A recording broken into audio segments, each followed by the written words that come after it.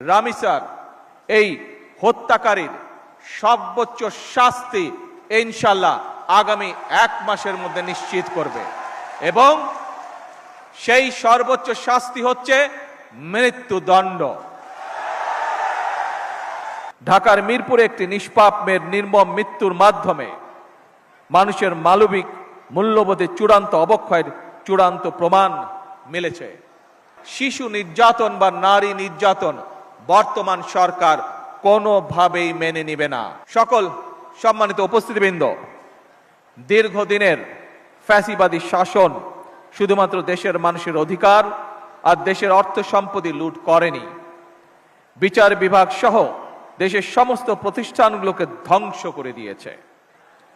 সবচেয়ে যেটি বড় ক্ষতি হয়েছে, বিশেষ করে বিতাড়িত ফ্যাসিবাদের সময় মানবতা, মানবিকতা এবং দেশের আবহমানকালের ধর্মীয় সামাজিক মূল্যবোধগুলোকে একেবারেই বিনষ্ট করে দেওয়া হয়েছে।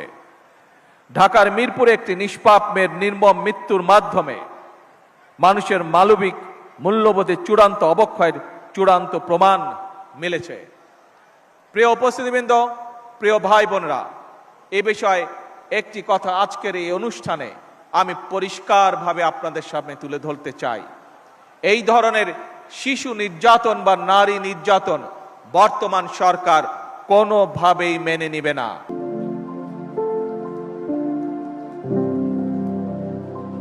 এবং বর্তমান সরকার রামিসার এই হত্যাকারীর সর্বোচ্চ শাস্তি ইনশাআল্লাহ আগামী 1 মাসের মধ্যে নিশ্চিত করবে এবং সেই সর্বোচ্চ শাস্তি হচ্ছে মৃত্যুদণ্ড, যাতে করে ভবিষ্যতে আর কোনো ব্যক্তি মানুষ এইভাবে শিশু বা নারী নির্যাতন করার সাহস না পায়। উপস্থিত সম্মানিত সকল উপস্থিতিবৃন্দ, একটি নিরাপদ মানবিক রাষ্ট্র এবং সমাজ প্রতিষ্ঠা করতে হলে আমাদেরকে আইনের শাসন প্রতিষ্ঠা করতেই হবে। রাজনৈতিক সংস্কৃতির পরিবর্তন ঘটাতে হবে।